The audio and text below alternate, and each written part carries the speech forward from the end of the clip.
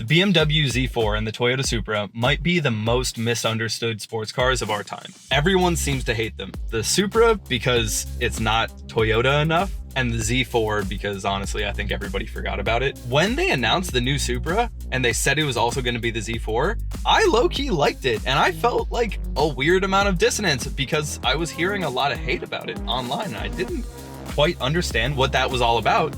Because I knew that underneath the Supra that everybody was criticizing was a really, really awesome driver's car. Yeah, I don't really know the specifics of this situation, but I just know that I'm supposed to hate the Z4. I know, yeah, but for some reason the sentiment online is like, this is the dumbest purchase decision of any car in history. Yeah, I don't really get how we got there. Not only were both of those cars wrongfully criticized, but I think that they are low-key the best enthusiast car purchases of the 2020s. You're saying the Z4? And the Supra. The Supra, I disagree with you wholeheartedly, but I can understand. You're saying the Z4 is one of the best purchase decisions? Yes. You can't say one without the other, and I think both of these cars were done extremely dirty by marketing departments of other performance cars. So you're making the claim that everybody got it wrong? Everybody got it wrong, but not only did everybody get it wrong of their own accord, they were mind controlled by marketing departments of sports car companies. Okay, yeah, you're gonna have to explain to me how. Sports car marketing has always been about like the race to performance. Like back in the 70s, if you think about like the pony car race. Yeah. Like they're like, you know, one car came out with 180 horsepower, the next one had 185. And, yeah. And naturally they climbed up and climbed up and climbed up. Even before that, like in Formula One days, what is the old adage? It goes like, I forget what it is, but it's like a race on Sunday, sell on Monday or something. Yeah. Something like that. Something like that. Yeah. Exactly. So that ended with the fuel crisis when everyone had to was forced to downsize all their like flagship muscle cars. All their big engines had to turn into 4-cylinder turbos. In the aftermath of that, Japan took over because they were angled really, really nicely to come in and make these great, powerful, efficient engines. And they had their own horsepower race. They raced up to 300 or 276, as was the gentleman's agreement between Nissan, Toyota, and Mitsubishi at the time, and Mazda. Wait, real quick, I'm sorry. What do you mean gentleman's agreement? Oh, back in Japan, like back in the 90s, cars were getting so fast that safety features could not keep up, and they were building literal death traps. So you had the Supra and the GTR and the 300ZX and the 3000 GT and the RX-7. It was getting out of hand because all they were doing was figuring out generation after generation, year after year, how to stuff more power in them. And the Japanese government was like, we need to step in here. And the auto manufacturers decided, rather than allow themselves to be regulated by the government, they would have a gentleman's agreement to cap their horsepower at 276. That's insane. Who broke that? Who's the first one to break it? Well, low-key, it depends who you ask, but a lot of people say it's the Supra because the Supra had 276, but it had like 300, 300 wheel. Is this where we get the Japanese tradition of like understating horsepower numbers? Exactly. We saw that crazy race to performance, that incredible dumping of investment dollars into like sheer performance numbers and like truly making some of the most exciting cars at the time. We moved away from carburetors. We got fuel injection. We started to see forged pistons to increased boost numbers. It was a major revolution in forced induction at the time. And then car manufacturers kind of reached their peak. After the gentleman's agreement, there wasn't much incentive coming out of Japan to like continue to make faster and faster cars. But car companies didn't just stop saying our cars are getting better. You can't do that. That's bad for investment. That's bad for everybody. Nobody's gonna buy the new car if the last generation one was the same thing.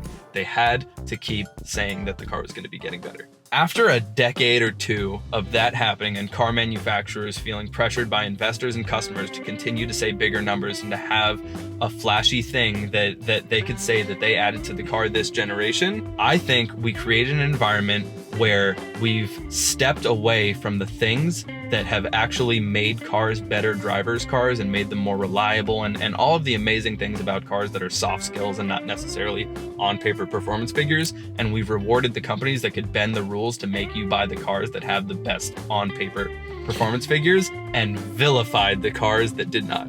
Essentially what you're saying is that today manufacturers are chasing engine displacements and horsepower figures and torque figures in 0 to 60 times, and what you're trying to say is that those don't translate to the best driving experience. Absolutely not. And especially the group of people I'm speaking to right now are the people that idolized the Supra back in the day, that love those JDM cars, like us, that grew up playing Initial D and watching Tokyo Drift and being like, I love those cars. I want to have the hood open in my front yard and tune it and wrench away on it and add hundreds of horsepower that way. Like, that's the type of thing they wanted out of those cars. And my argument is that the Z4 and Supra were very much that. This is putting out 380 horsepower if we put it to the crank, or let's call it 320 for the sake of it, at the wheels. They provided performance, they provided modability, they provided ease of maintenance, they provided great driver's experiences. But there were other cars that had better on-paper performance figures, and people said, if you buy this car instead of that car, you're dumb. I need to understand what you mean by this, like, once and for all. You've said it so many times in this podcast, I've heard it so many times, like when someone's arguing a driver's car versus a spec sheet car. Yeah. Like, what are the things that you're talking about that you think make this car so much better than a car with 200 horsepower more? Dude, that's, like I said, man, like, it's the things that made the classic JDM sports cars good, and just taking that to the modern era. You want something reliable, you want something that you can work on at home, you want something that you can feel the road through, that you can have, it actually feels like a sports car. It doesn't feel like you're disconnected and sitting in a cabin and just going fast. Those are the kind of things that I think make a car like a really beautiful and special driving experience. Not just the way that it drives, and it's not just the amount of power that it has, but it's like how everything comes together, and it sort of has to feel like it's yours. You know what I mean? Like, it can't feel like, oh, if I get on this too hard, I have to take it to the dealership and then they're gonna charge me an arm and a leg and they're gonna have to drop the engine. Like, if I want to take this thing to the track, I want to know that if something blows up, I can replace it myself. Or at the very least, maybe I can take it to the guy around the corner who could do it for a few $100. I don't want to feel like I'm gonna be out of my baby for like 2 weeks and I'm driving like a Porsche Panamera or whatever they give you as a test driver. And He's a great test driver if they give you one of those. Yeah. I can't help but feel like that part of the culture is dying. Like, the people who want that are just kind of going away. No, the people who want that aren't going away. The options for the people who want that are going away. So they're just settling, you think? What are you supposed to get right now? Like, if I want that experience, like, what do I buy? I don't know. You want a car that's not heavy? I don't know. You want a car that doesn't weigh 1 billion pounds and cost $1 billion to repair?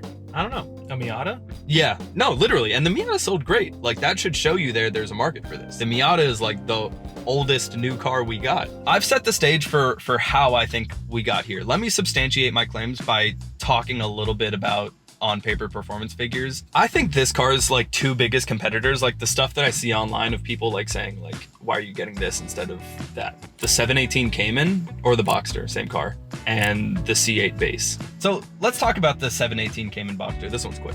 Okay. 4.9 seconds 0 to 60, 13.2 second quarter mile. Yeah, it sucks. Reported by Porsche, and the reviews line up. People said, this is obviously a great driver's car. The Cayman has been an amazing driver's car for a long time. For 2025, that car is just underpowered. Yeah. If you want to have a proper driving experience in a 718 Cayman, you need to get a turbo. Yeah. You need to have a turbo in that engine. That makes sense to me. The one that was even more controversial was the C8 Corvette. Now, the C8 Corvette, people said 11 second quarter mile. The lowest quarter mile pass on a track for an unmodified C8 I saw was 11.4. They're probably not using launch control. You step on that thing from a dig, it'll definitely go a little bit slower. But what's the point you're making? That even dead stock, these cars are not miles ahead of a Z4 and a Supra. What's a Z4? Sam from Car Legion did a drag race between the Supra and the base Corvette. Now let's watch these cars race dead stock. Okay.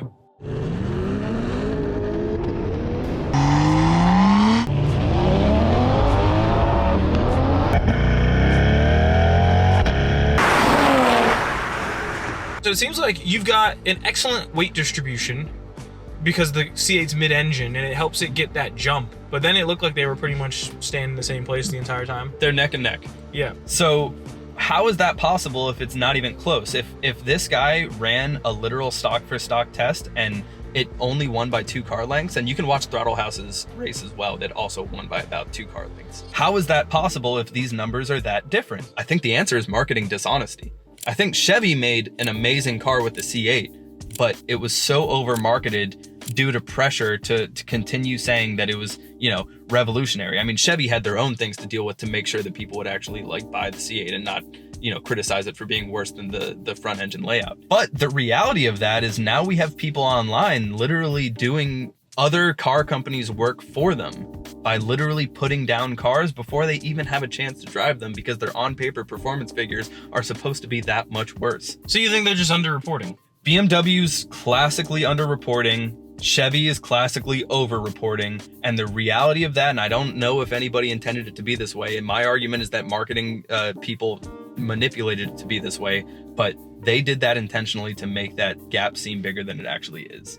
You're literally having people like the tuners and Toyota fanboys who criticize the Supra for being a BMW don't even know that they got what they wanted. Okay, so you haven't bought it, and you're excited for a new Z4, you're excited for a new Supra, and they come out, and then you're like, oh, this sucks. But if you bought it and drove it, you'd be like, this is actually exactly what I asked for. The reality of the Supra and the fact that the Z4 was tied to it is that the Supra was an impossible namesake to live up to. No matter what they released with, unless they literally lost $50,000 per unit sold, people would not have been happy with it. There's just no way. The Mark IV Supra is literally bigger than life. There isn't a stock one of those driving around on the road. Every one of them has 1,000 horsepower, so people are expecting that the one released in 2025 to cost 40 grand and have 1,000 horsepower. You expect the Supra to be cheap, and you expect it to be insane, even though the old Supras are not stock. But you're like, okay, fine, well then make it easily tunable. They did. They literally did. And the reality is people are like, how could you release this with the C8 right there? This thing, the Supra, was $50,000. The C8 on release was $60,000. It was 10 grand cheaper, and it could, with an email and a tune and a downpipe that you can install in your backyard, it can beat the C8 off the line. It can just beat it. And people vilified it. I don't know why. I don't know how they managed to make the people who they made the Supra for hate it, but they did it, because if you look at the sales numbers, that's the Mustang, that's the C8 Corvette, and that's the Z4 and the Supra. Oh my god. Jeez. The Supra sold like double what the Z4 did, and they're still both not even a rounding error on the chart of Mustang and Corvette sales. Yeah. That's just crazy. Let's just get our payoff here. Let's bring this whole thing full circle, and let's finally look at what the Z4 and the Supra's actual, like, true to life performance numbers are. With a downpipe and a tune, and this isn't the femto tune that people say you have to ship your ECU to Russia and it costs $2,500. This is a JB4 tune, which you can get for $500 on Amazon. Okay. The Z4 and the Supra do a 11.4 second quarter mile, which is literally the same exact as a Corvette C8. It definitely is closer than like people understand, and I, for one, have definitely seen them much farther apart than they probably are. Do those tunes void your warranty? Piggyback tune, people have said it depends on your dealership. Some will go in and check the history to see if your boost peaked higher than it was normally supposed to. Some don't care. Interesting. Yeah. This is how marketing and hype and off-the-cuff opinions affect the car industry, because honest sports cars like the Z4 and like the Supra that came out and didn't make any wild claims got vilified, and as a result, they got beat to hell in the sales department, and as of 2025, they're gone. The people who that car was made for abandoned them, and then so did BMW and Toyota. We killed it. You guys literally killed it. It was me. Honestly, I take responsibility for this. You watch some of our older episodes. I'm a classic Supra Z4 hater.